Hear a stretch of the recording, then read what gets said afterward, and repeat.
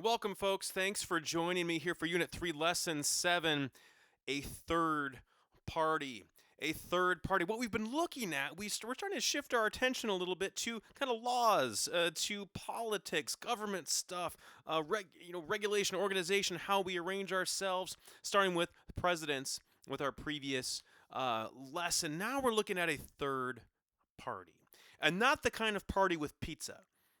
That would be my favorite kind of party, the kind that has pizza. No, not a celebration. We're talking about political parties.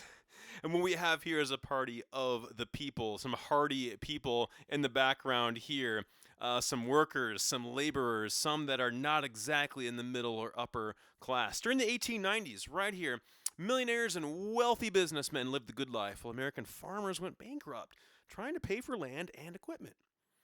And angry with the government for ignoring their needs, the farmers backed a new political party, one that represented the common people.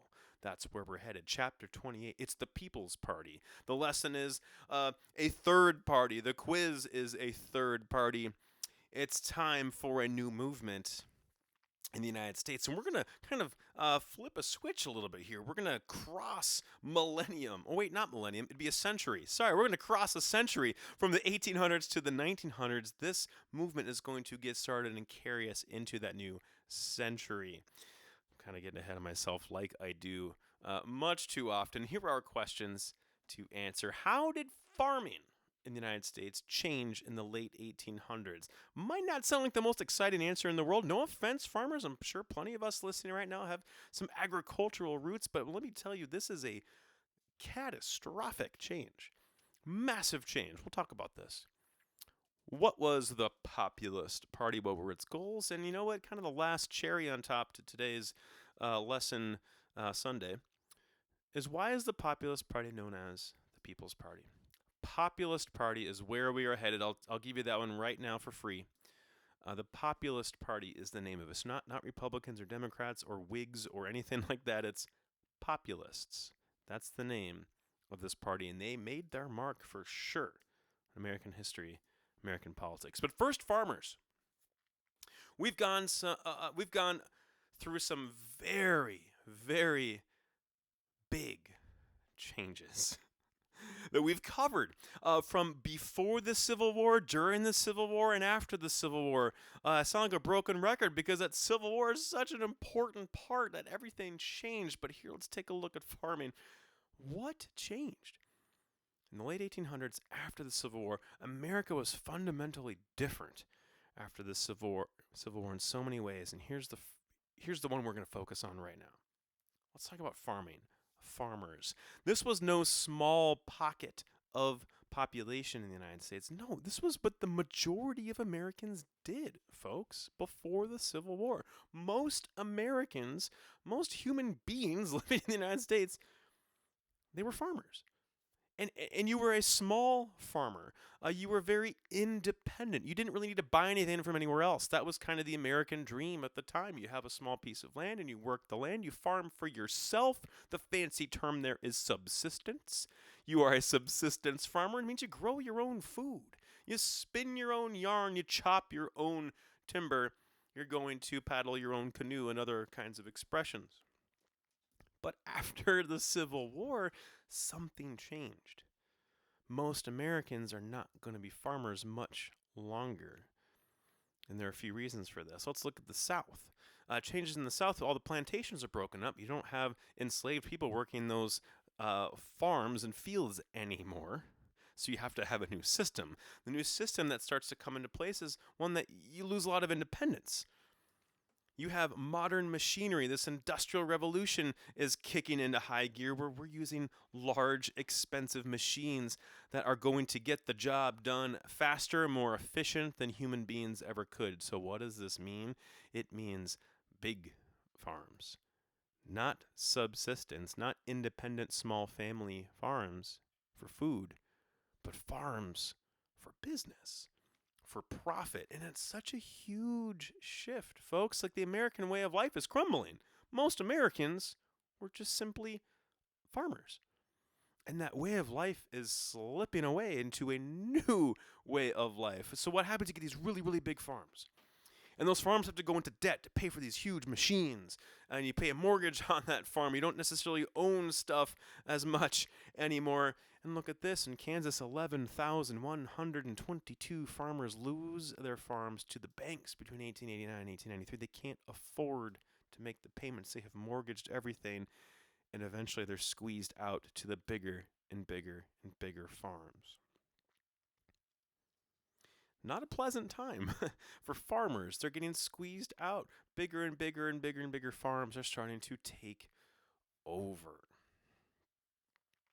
And then we have the problem of, well, big farms are going to produce a lot of things, big things, lots of it, which is great for a little bit of time, but over time, it gets to be a problem, and we'll explain why. The prices farmers could sell their crops for dropped a lot by the end of that century. And it's one thing to hear that, but let's, put this into practice here. Cotton, valuable crop, definitely. Quite the cash cow without being an actual cow. You get a lot of money for this. You get $1 per pound in the 1860s. Just a couple of decades later, you're still in business. The same farmers here. If you're farming in 1860, you're probably farming in 1890. All of a sudden, you can't get more than 7 cents per pound. Whoa! That's devastating. Wheat, $2.50 per bushel, down all the way just to 50 cents per bushel. Needless to say, it's devastating. And so what do if you aren't getting as much for your product? You start to try to make more of it because you got to make more of it to keep up and try to make money when you got to make more. Sell more, make more. But it's self-defeating. Farmers are able to produce so much with their new machines that the value of their crops dropped.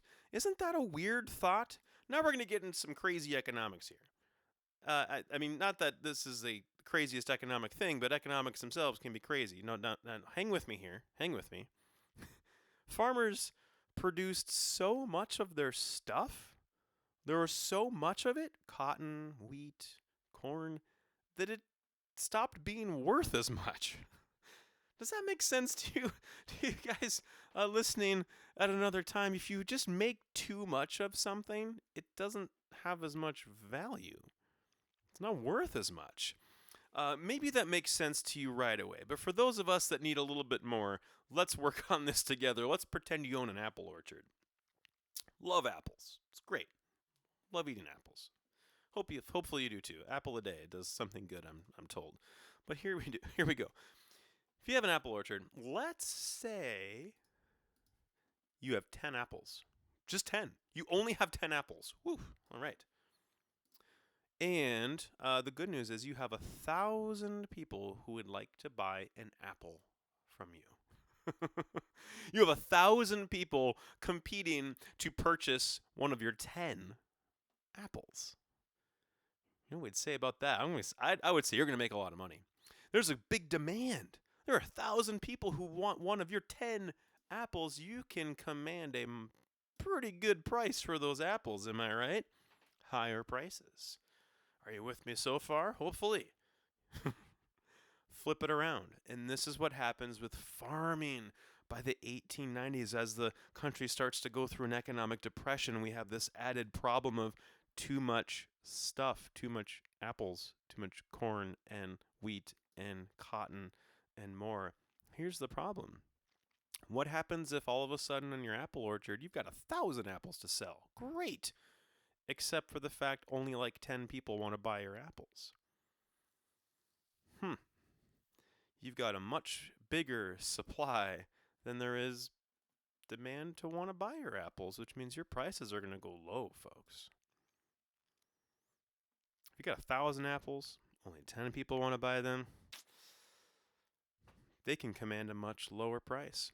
This is what happens. We've made too much stuff. Our machines have gotten so big in the 1890s. We're starting to produce so much stuff, and fewer farms are surviving, but yet we're making more and more and more and more. It's kind of self-defeating. We've produced so much, it's not worth as much anymore. And now we have a problem, an economic problem. And when you have economic problems, we lots of times throughout American history, people band together. Communities are formed, opinions are formed, there's organization, and that leads us to question number 2. What was the Populist Party? What were their goals? Spoiler alert, it's folks like those farmers that were no longer able to farm, or if they were farming, they were hanging on to this older way of American life, but not getting the value back. They're struggling. It's people like this who are drawn to the populist party that's growing, the populist ideas. Let's take a look. What are some of their interests? Well, here we go. As a political party, one of the biggest things, actually, I'm going to skip this for now. Take that, everybody. Sorry. I'm going another direction. One of the things is this. Let's get straight to the goals of the Populist Party. Keep in mind, these are farmers. That's what it's the common people. It's smaller town folk. It is people not of great wealth and downright poor folks. Here are the things they want to see, and here are their goals. We'll go one by one, and these seem so obvious now. Whew, at the time, not so much. Let me focus you right in here with a laser focus: secret ballots. I hinted at this one not that long ago. Maybe you caught it, maybe you didn't. But imagine this, folks. Nowadays, I know you haven't been voting yet. When you turn 18, you should register to vote and get it done. But here's the deal.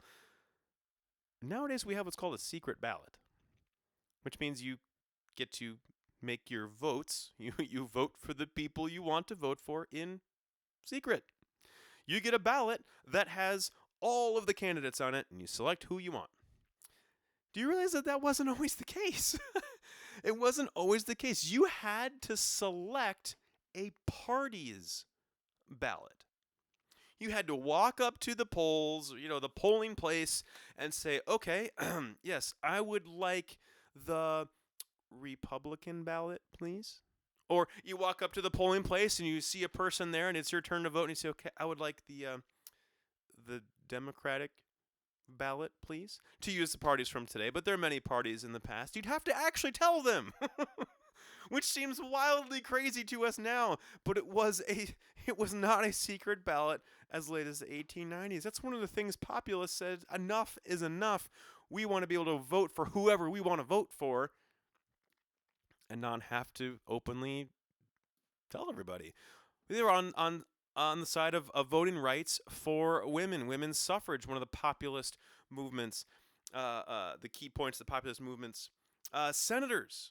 We want to directly elect our senators. Remember, in the great country of the United States of America, you get to have 2 senators per state. Did you know that you weren't allowed to vote for those until like the late 1890s into the 1900s?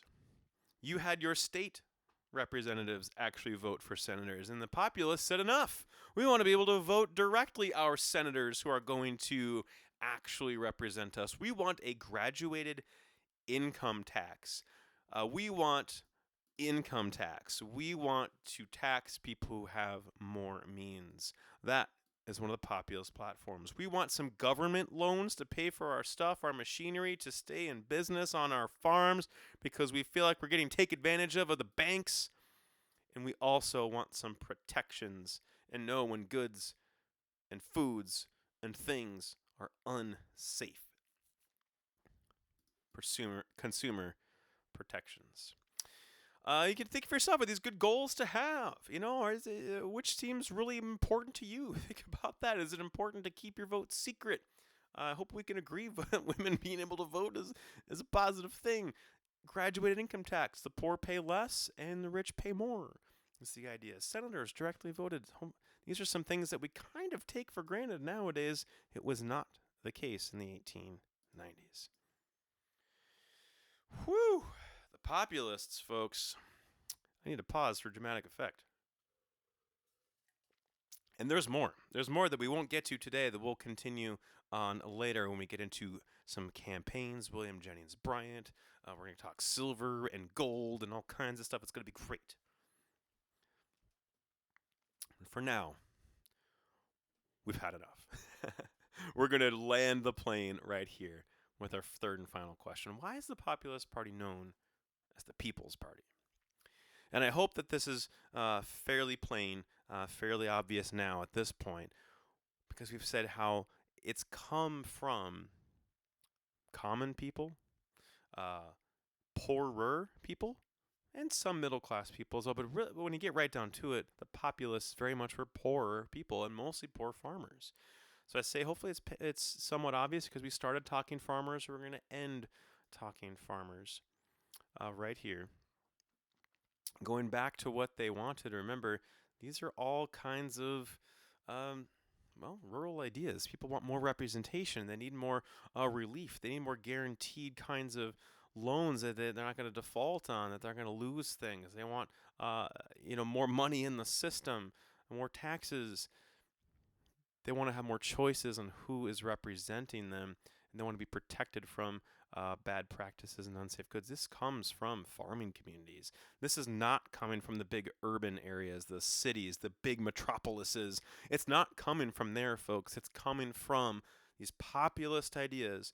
They're coming from rural America, the country, if you will, on farms, because you know what? That's for a long time what most Americans were up to. And now that we're pressed, we're getting squeezed, getting pushed a bit into new forms of labor and work and community and life, you have populist ideas start to take hold. Can't wait to talk more about this, and we will. But for now, let's go ahead and just do a brief little recap. You got your cheat sheet right here in front of you answering these questions together. How did that farming change? I can't stress that enough. It's so huge, the move from farms to cities, folks. It happens after the Civil War to the 1900s. It happens. You get big single crop farms for profit. No longer small farms for eating and living. Populist party, third party, it's farmers. And looking to protect farmers and poorer folks rather than rich folks in the Gilded Age. So with that, we're going to close it out. And the last reminder, if you've been watching these, you probably have the idea that so far there is no exit ticket, so you're good to go. You're off the hook this time around. Can't wait to get back to live sessions. We'll do so soon. Thank you, everybody. Have a spectacular rest of your day and your week. We'll see you soon. Bye, everybody, and thank you.